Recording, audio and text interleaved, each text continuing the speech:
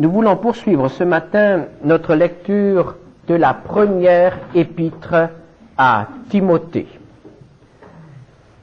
Et nous arrivons au 3e chapitre de cette épître, première à Timothée. Le but de cette épître est de donner des instructions à un jeune serviteur de Dieu pour qu'il mette de l'ordre dans une église qui n'est pas nouvelle puisqu'elle a au moins déjà 10 années d'existence. Mais la mise en ordre est toujours nécessaire. Et l'apôtre Paul rappelle tout d'abord le but de la parole de Dieu. Le but de la parole de Dieu est de nous apprendre à aimer. Il nous rappelle aussi quelle est la volonté de Dieu. La volonté de Dieu est le salut des hommes, car Dieu est sauveur. Et nous avons vu dimanche dernier que personne n'est exclu de ce salut. Même les grands de ce monde, même les Nérons sont aussi inclus dans cette volonté de salut. Et nous devons prier pour la conversion des grands. Nous devons prier pour la conversion des méchants. Et nous avons terminé ce chapitre avec un essai de compréhension de ce que dit l'apôtre concernant les femmes. Et nous avons vu que là aussi, ce qui est dit ici et qui peut sembler peut-être sévère, un peu frustrant pour nos sœurs, mais en réalité est une pensée d'amour, une pensée de salut pour la femme. Et maintenant, nous continuons notre lecture avec le chapitre 3, où nous lisons les 7 premiers versets. 1 Timothée 3, 1 à 7. Cette parole est certaine. Si quelqu'un aspire à la charge d'évêque, il désire une œuvre excellente. Il faut donc que l'évêque soit irréprochable, mari d'une seule femme, sobre, modéré, réglé dans sa conduite, hospitalier, propre à l'enseignement. Il faut qu'il ne soit ni adonné au vin, ni violent, mais indulgent, pacifique, désintéressé. Il faut qu'il dirige bien sa propre maison et qu'il tienne ses enfants dans la soumission et dans une parfaite honnêteté. Car si quelqu'un ne sait pas diriger sa propre maison, comment prendra-t-il soin de l'Église de Dieu? Il ne faut pas qu'il soit un nouveau converti, de peur qu'enflé d'orgueil, il ne tombe sous le jugement du diable. Il faut aussi qu'il reçoive un bon témoignage de ceux du dehors, afin de ne pas tomber dans l'opprobre et dans les pièges du diable. L'apôtre Paul parle ici de l'évêque. Le mot évêque est la traduction d'un mot grec qui est composé de 2 petits mots dont l'un signifie sur et l'autre signifie examiner. L'évêque est donc celui qui examine. L'évêque est celui qui surveille. L'évêque est celui qui a une responsabilité au-dessus. Toute collectivité a besoin d'une direction. Il n'y a pas de collectivité sans direction, que ce soit au niveau de la famille, que ce soit dans le monde professionnel, que ce soit dans le monde de la ville ou de l'État. Il en est de même pour l'Église. L'Église n'est pas laissée sans direction. Il y a quelqu'un qui examine, quelqu'un qui surveille. Il y a l'évêque.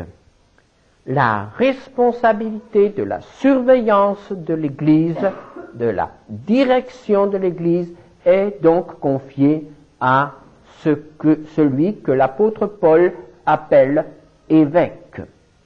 Et le mot évêque, le mot grec évêque employé ici, n'était pas seulement un mot religieux. Ce n'est pas Paul qui a inventé ce mot, comme pour plusieurs autres choses, par exemple pour l'Église qui signifiait une assemblée politique.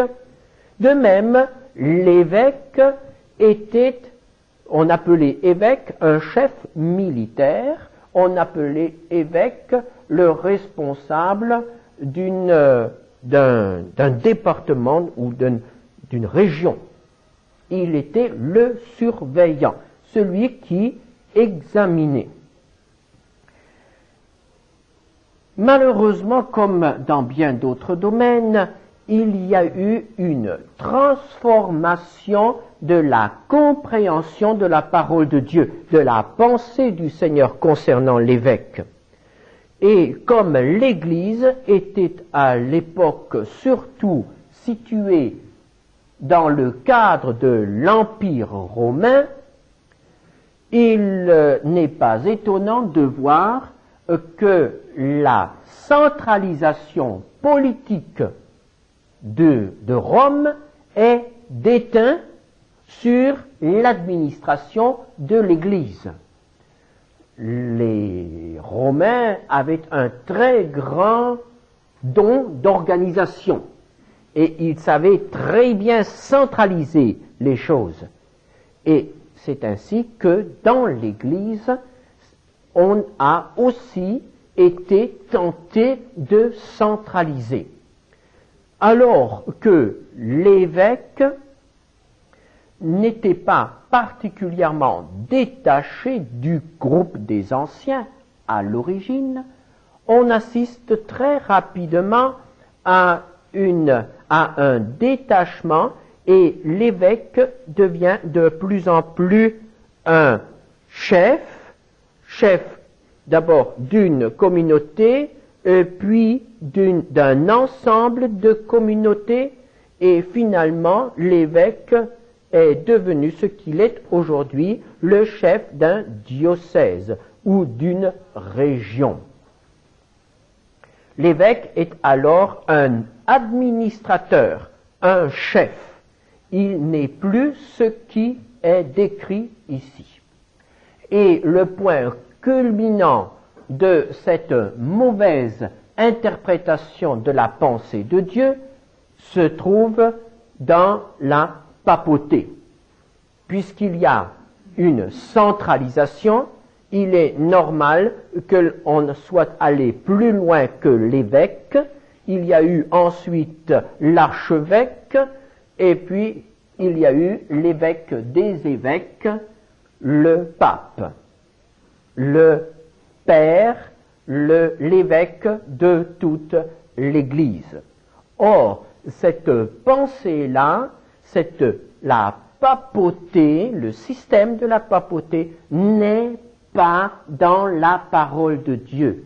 Elle n'est pas conforme à ce que le Seigneur Jésus a voulu pour son Église et ses serviteurs.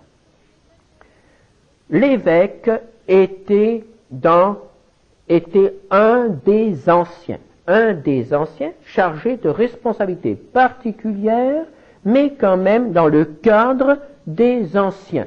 C'est ce que nous voyons dans la parole de Dieu, où il y a parfois le mot ancien et parfois le mot évêque pour les mêmes personnes. Prenez Actes au chapitre 20, verset 17. Acte 20, verset 17.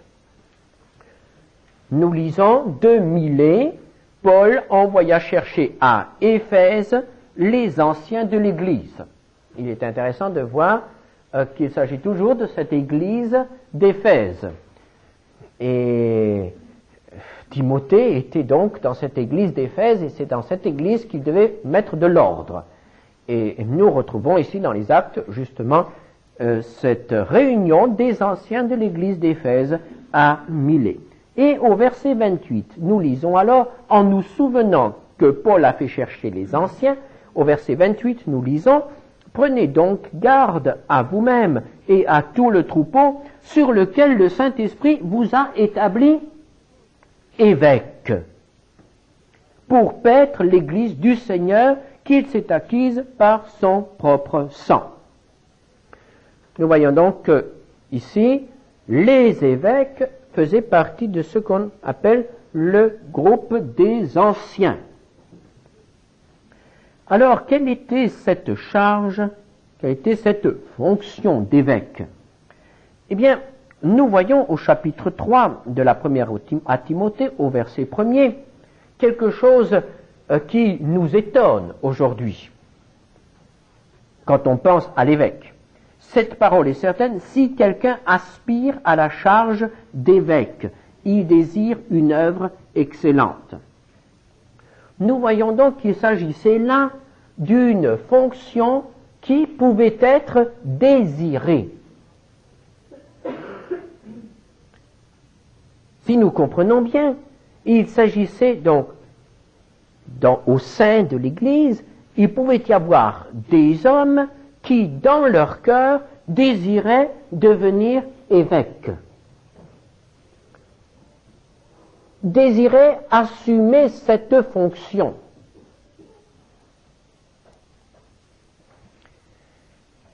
Alors, cette charge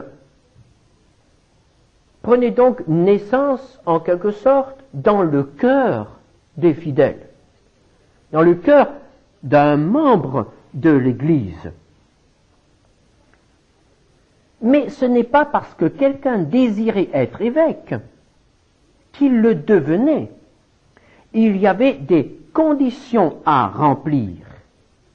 Il devait être, en quelque sorte, choisi. Alors, il y a d'un côté la proposition de devenir évêque, qui part de l'individu, et de l'autre côté, le choix qui part des autres responsables de l'Église, ou alors de l'apôtre ou de l'évangéliste qui avait la charge de cette communauté naissante. Prenez, dans l'épître à Tite, au chapitre 1er. Tite, chapitre 1er, verset 5. « Je t'ai laissé en Crète, afin que tu mettes en ordre ce qui reste à régler, et que, selon mes instructions, tu établisses des anciens dans chaque ville. » Sous-entendu, dans chaque église qui se trouve dans les villes.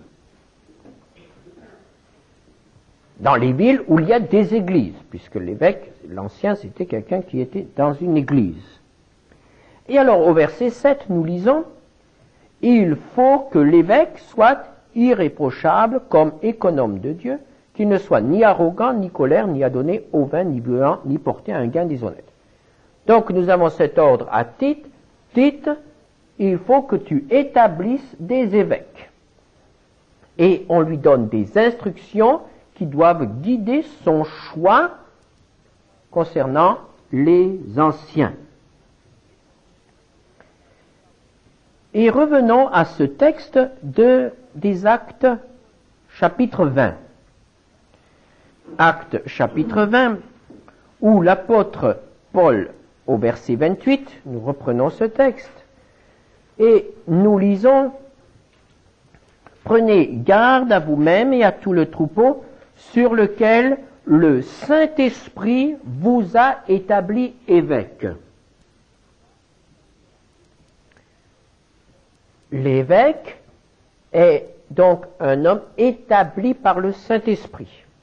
Alors nous pouvons dire que l'évêque est quelqu'un qui désire servir le Seigneur en accomplissant cette charge, en acceptant cette responsabilité. L'évêque est un homme qui répond à quelques critères, nous allons les examiner ensemble tout à l'heure. Il est choisi dans l'Église, par l'Église, il est établi par le Saint-Esprit. Car ce que serait un ministère dans l'Église sans l'approbation du Saint-Esprit? C'est ainsi que nous voyons comment peut naître une vocation, un désir, une confirmation de l'Église et l'établissement par l'Esprit de Dieu. Alors, quelles sont les conditions pour être ancien, responsable dans l'Église, dans une Église locale? Prenons tout d'abord deux choses qui excluent du ministère d'ancien. Deux empêchements. Au verset 6, nous avons le premier empêchement. Il ne faut pas qu'il soit un nouveau converti, de peur qu'enflé d'orgueil, il ne tombe sous le jugement du diable.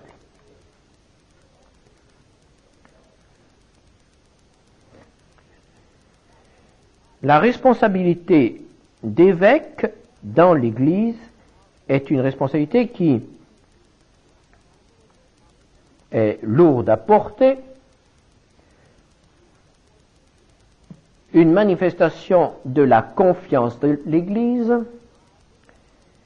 et nous voyons ici que l'un des dangers qui guettent l'ancien, c'est l'orgueil. C'est le premier danger nommé ici, l'orgueil. La parole de Dieu nous dit que l'orgueil est un empêchement dans nos relations avec Dieu. L'apôtre Jacques écrit dans Jacques 4, verset 6, « Dieu résiste aux orgueilleux ». L'ancien ne doit donc tirer aucune gloire personnelle de sa position d'ancien. Il ne doit pas s'enorgueillir d'avoir été choisi par l'Église. S'il s'enorgueillit de sa position, il tombe sous le jugement du diable.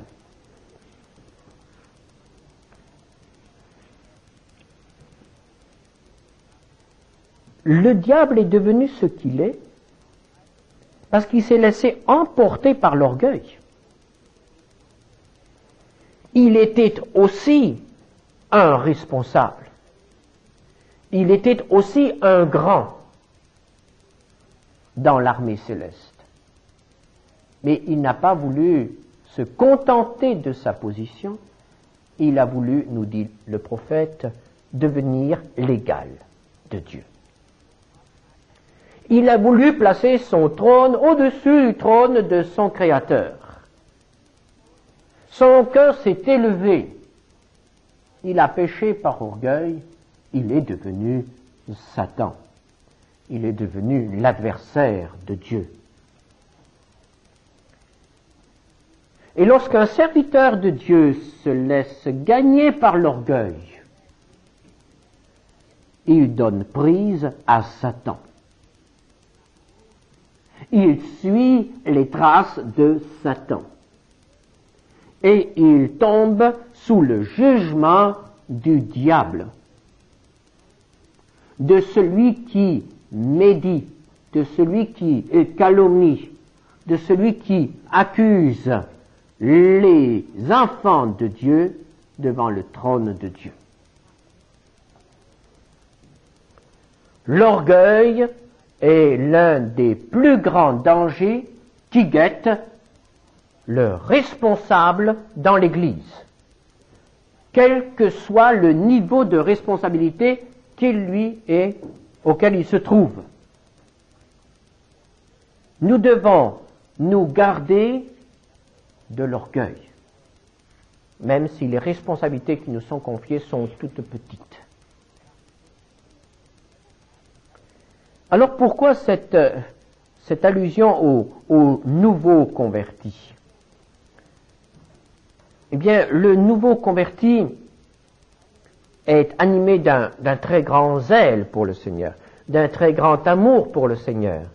Il est aussi émerveillé par tout ce que le Seigneur fait et tout ce que le Seigneur lui donne.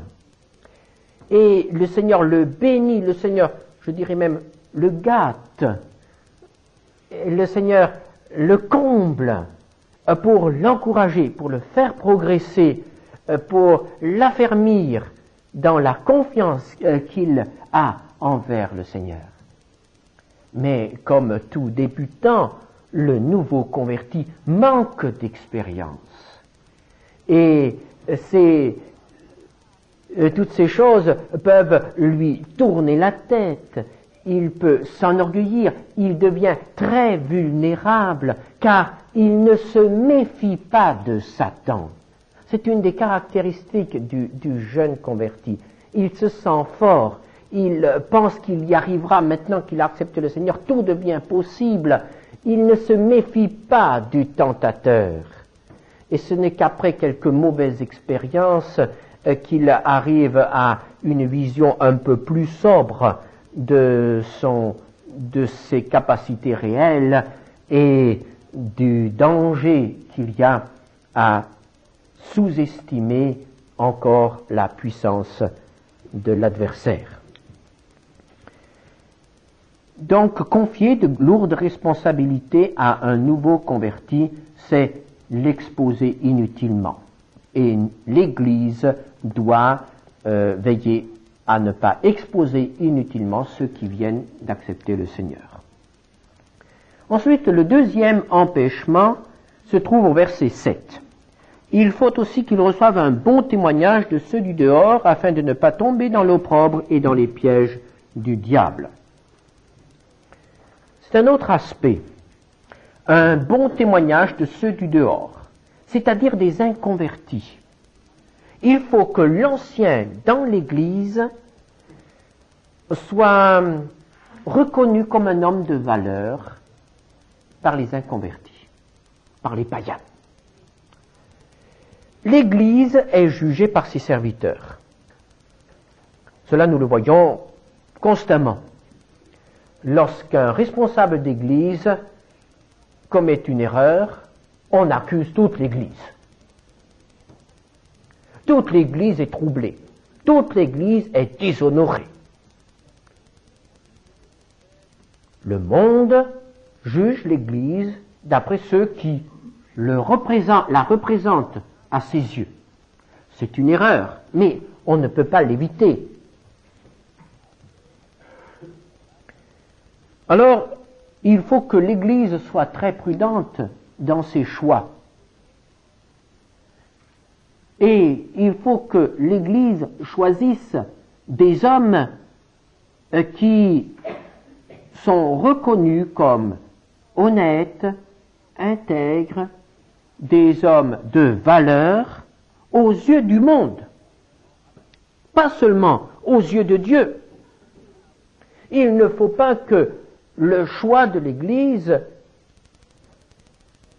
soit un scandale pour le monde, un obstacle pour le monde.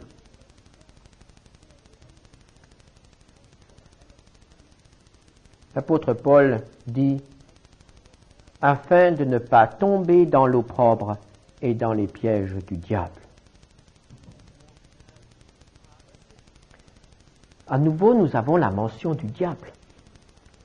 Et cette fois-ci, il ne s'agit pas des jugements du diable, mais il s'agit des pièges du diable. Alors nous réalisons quelque chose. Nous réalisons que les responsables, que les anciens dans une église sont particulièrement visés par le diable. Cela revient maintenant à 2 reprises. Le jugement du diable, les pièges du diable. Et pourquoi? Bon, nous comprenons la tactique de l'adversaire. S'il parvient à faire tomber un ancien, s'il parvient à déshonorer, à jeter l'opprobre sur un responsable dans l'Église, mais c'est un coup qui porte. C'est quelque chose qui fait mal à l'œuvre de Dieu. C'est comme quand on arrive à déshonorer un officier dans une armée, ou à blesser ou tuer un officier. L'adversaire vise les têtes, les responsables. S'il arrive à les faire tomber, l'Église deviendra fragile. Et voyez-vous, il faut que vous pensiez à cela dans vos prières, que vous y pensiez aussi dans vos entretiens entre vous, que vous y pensiez lorsque vous avez affaire à un responsable de l'Église. Ce sont des hommes comme vous, qui ont les mêmes problèmes que vous, mais qui sont plus que vous visés par l'adversaire. Et l'Église ne gagne jamais rien à voir tomber ses anciens, à les voir déshonorés. C'est pourquoi l'Église doit porter ses anciens dans la prière et s'abstenir de toute œuvre qui pourrait être une association avec le calomniateur, avec le diable. Les anciens sont particulièrement visés. C'est ce que nous voyons ici. Alors voilà donc les deux empêchements majeurs pour être ancien. Et il faut avoir de l'expérience, il ne faut pas être un nouveau converti. Et puis, il faut avoir une bonne renommée aussi dans le monde. Il faut être reconnu comme un homme intègre par ceux du dehors. Mais ce n'est pas tout. J'ai parlé des empêchements. Et maintenant, il y a les qualités qu'il doit avoir et les défauts qu'il doit éviter. Alors voyons un peu, qui peut être évêque? Eh bien, tout d'abord, nous voyons qu'il y a là une question de caractère.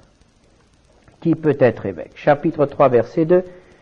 Il faut donc que l'évêque soit irréprochable. Quelle qualité! Et alors l'apôtre Paul énumère ce qu'il comprend sous irréprochable. Mari d'une seule femme, sobre, modéré, réglé dans sa conduite, hospitalier, propre à l'enseignement. Il faut qu'il ne soit ni adonné au vin, ni violent, mais indulgent, pacifique, désintéressé. Prenons quelques traits de caractère. Nous pouvons les résumer dans ce mot « maîtrise de soi ». L'ancien doit être un homme qui sait se dominer. Il est dit ici, il doit être sobre. Il doit savoir dominer ses instincts, ses besoins, ses sentiments. Il ne doit pas être dominé lui-même par quelque chose. Il doit être sobre. Il faut qu'il sache se limiter. Il faut qu'il sache s'arrêter.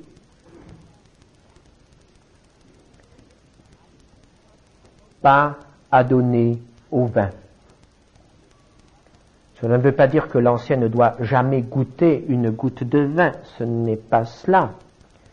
Mais on comprend très bien ce que l'apôtre veut dire quand il dit « pas adonné au vin ». Quelqu'un qui ne peut pas se passer de vin, quelqu'un qui ne peut pas maîtriser la boisson. Et nous comprenons très bien qu'un ancien qui boit, un ancien qui perd le contrôle à cause de la boisson, ne peut pas diriger l'Église. La sobriété dans l'emploi des choses, que ce soit le vin ou que ce soit d'autres choses, ça peut aussi être le café, ça peut aussi être la nourriture, ça peut être des tas de choses, n'est-ce pas? Ici, le vin est placé devant à cause de ses effets très visibles. Mais il y a d'autres choses qui ont des effets moins visibles et qui sont aussi dangereux. Et alors, l'autre aspect, violent. L'ancien ne doit pas être violent. C'est un trait de caractère.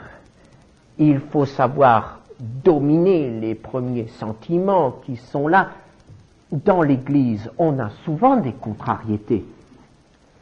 Dans l'Église, il y a souvent des choses qui blessent, des choses qui font mal, des choses qui contrarient.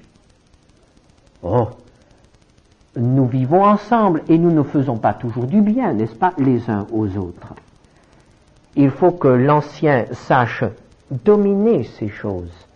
Il faut que l'ancien ne réponde pas impulsivement à l'offense ou à la blessure qui lui est faite. Il ne faut pas qu'il soit un violent. Il faut qu'il soit maître de lui-même. Modéré, ajoute l'apôtre Paul, réglé dans sa conduite. L'ancien doit être un homme d'ordre. Il doit savoir dominer l'emploi de son temps. L'ordre, une conduite réglée, un homme équilibré. C'est le premier grand trait de caractère. Le responsable dans l'Église ou dans l'œuvre de Dieu doit être un homme maître de lui-même. Maître de lui-même.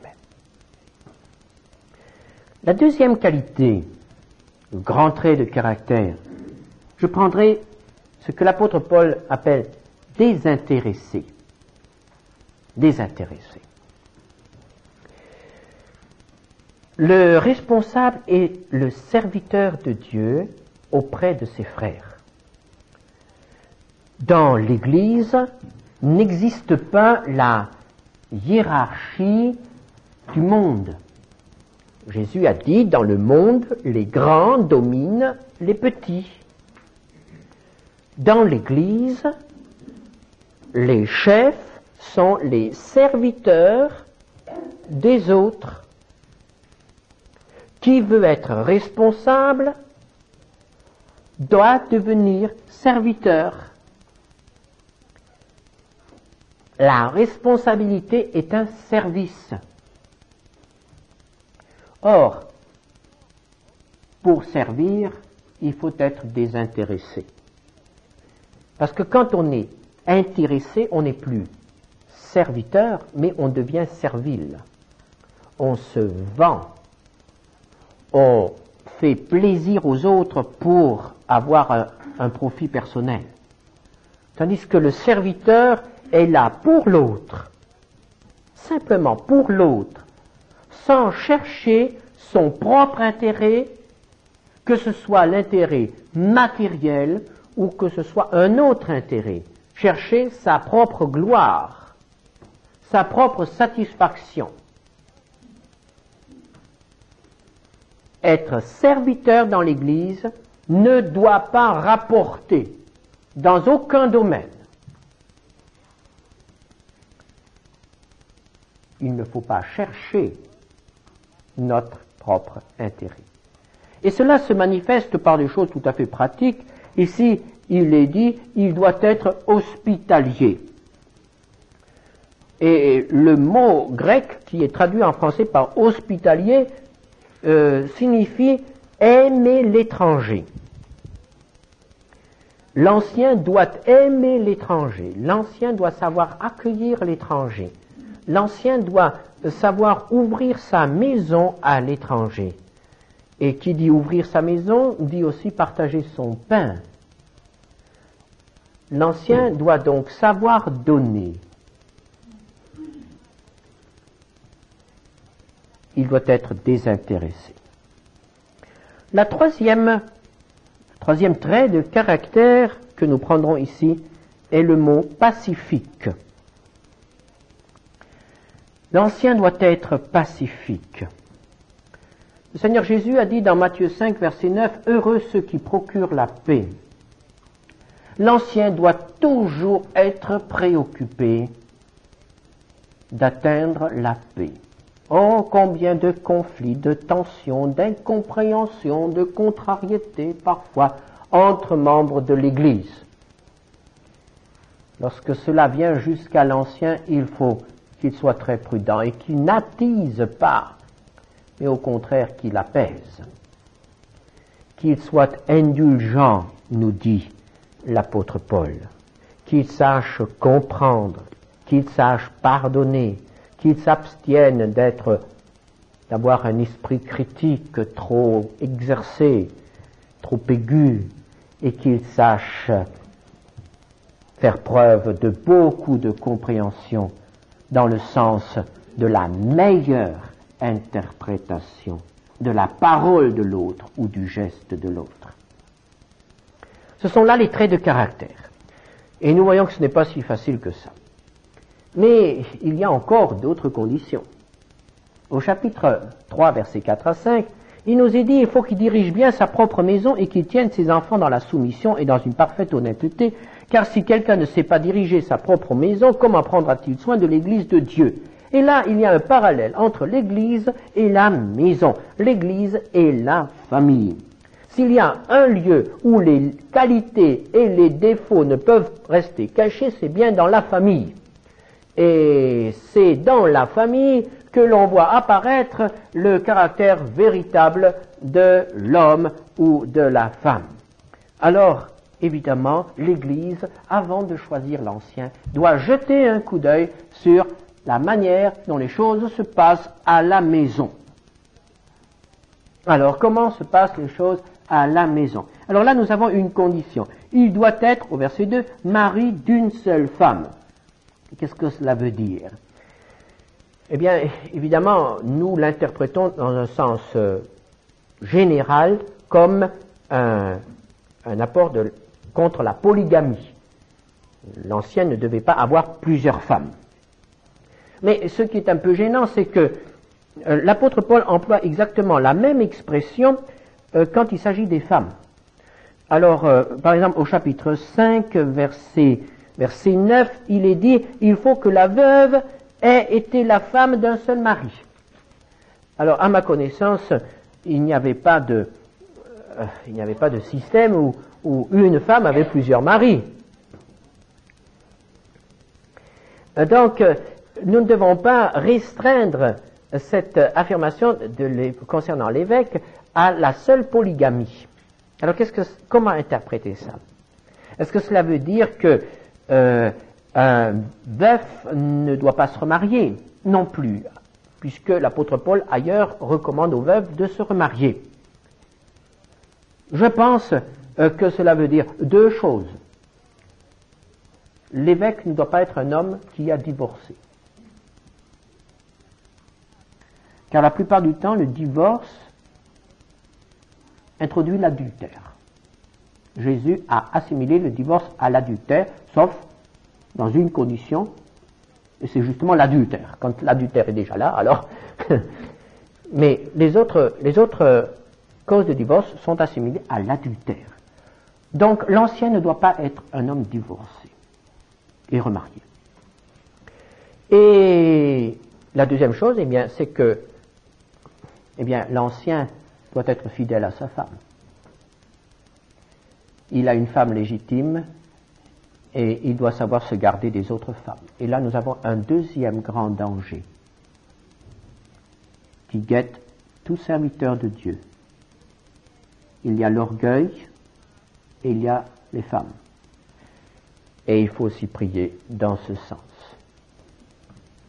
Et maintenant, les enfants. Les enfants de l'ancien doivent être dans la soumission et une parfaite honnêteté. Voyez-vous comme la parole de Dieu est sage et pratique. La parole de Dieu ne dit pas que les enfants de l'ancien doivent tous être convertis. Ça ne dépend pas en dernier ressort de nous-mêmes. Nous pouvons annoncer la parole de Dieu à nos enfants, nous pouvons prier pour eux, nous pouvons les aider, mais la conversion reste quand même leur affaire. C'est eux qui se convertissent. Et si un enfant ne veut pas se convertir, eh bien, ce n'est pas parce que son père est ancien dans l'Église qu'il se convertira.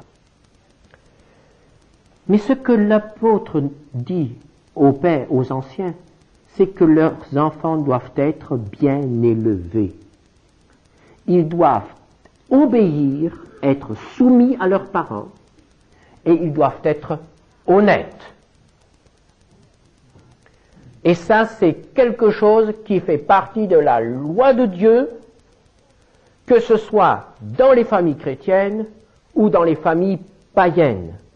Dieu veut que les enfants obéissent à leurs parents, et il veut que les parents se fassent obéir par leurs enfants. Et si les parents ne peuvent pas se faire obéir par leurs enfants, si les enfants sont constamment rebelles, d'une manière générale rebelles, si les enfants vivent dans la malhonnêteté, alors c'est un obstacle à l'exercice de responsabilité en l'Église. Parce que c'est un échec dans la famille. Évidemment, c'est très dur. Et moi qui vous parle, je suis le premier à trembler parce que mes enfants ne sont pas encore hors d'affaires. Et je ne sais pas ce qu'ils deviendront. Mais nous avons là des lois fondamentales de la parole de Dieu qui doivent être respectées. Ensuite, il est dit, il faut que l'ancien dirige bien sa propre maison. Ce sont les affaires de la famille, c'est-à-dire les biens de la famille. La profession, le patrimoine doit être bien géré. Et si c'est un homme qui gère bien ses affaires personnelles, eh bien, il pourra aussi bien gérer les affaires de l'Église. Et ensuite, nous trouvons finalement une seule mention sur les qualifications intellectuelles propres à l'enseignement. Et nous voyons que l'Église souvent fait fausse route. Aujourd'hui, ce qu'on attend d'un pasteur, c'est qu'il ait fait tant et tant d'années dans une faculté, c'est qu'il ait un diplôme, c'est qu'il ait une grande connaissance de la parole de Dieu, et on ne regarde pas tellement aux autres choses. Et voici que l'apôtre Paul nous montre qu'il y a un tout autre aspect. Il faut d'abord que l'ancien, le responsable, l'évêque, soit un homme équilibré, et qu'il ait aussi la faculté d'enseigner, et qu'il ait aussi des connaissances. L'instruction, la connaissance de la parole de Dieu n'est pas un obstacle, au contraire, mais ne doit pas être mise en premier. Voici donc ce qui concerne les évêques, et rapidement encore les diacres. Versets 8 à 13, les diacres aussi doivent être honnêtes, éloignés de la duplicité, des excès du vin, d'un gain sordide, conservant le mystère de la foi dans une conscience pure, qu'on les éprouve d'abord et qu'ils exercent ensuite leur ministère s'ils sont sans reproche. Les femmes de même doivent être honnêtes, non médisantes, sobres, fidèles en toutes choses. Les diacres doivent être maris d'une seule femme et diriger bien leurs enfants et leur propre maison, car ceux qui remplissent convenablement leur ministère s'acquièrent un rang honorable et une grande assurance dans la foi en Jésus-Christ. Alors, quelle est la différence entre le diacre et l'évêque? L'évêque est celui qui examine, l'évêque est le surveillant. Le diacre, ce mot vient du mot service, serviteur. Le diacre est celui qui accomplit les tâches matérielles, qui accomplit les services. L'apôtre Pierre a dit que son ministère était la prédication de la parole de Dieu et la prière. Et il fallait choisir dans l'Église des hommes pour servir aux tables. Et on a choisi des hommes. On a choisi des diacres. Et ces diacres doivent aussi porter des responsabilités et répondre à certains critères. Alors, voyez-vous, ici, il n'est plus question d'un nouveau converti. Et les critères sont beaucoup moins sévères que pour l'évêque. Au verset 8 et 9, il doit être honnête. Au verset 12, il doit bien diriger sa maison. Et ils doivent être éprouvés. C'est-à-dire que l'Église doit surveiller la manière dont ils accomplissent leurs tâches. Verset 10, qu'on les éprouve d'abord et qu'ils exercent ensuite leur ministère s'ils sont sans reproche. Alors là, au verset 11, il est question des femmes. Les femmes de même doivent être honnêtes, non médisantes, sobres, fidèles en toutes choses. Alors, de quelle femme s'agit-il? La réponse vient immédiatement de la femme des diacres. Eh bien non, il ne s'agit pas de la femme des diacres. Parce que voyez-vous, ce ne serait pas juste que l'on demande quelque chose à la femme du diacre alors qu'on ne demande rien à la femme de l'évêque. Il n'est pas question des femmes des évêques. Pauvres femmes des évêques, pauvres femmes des diacres,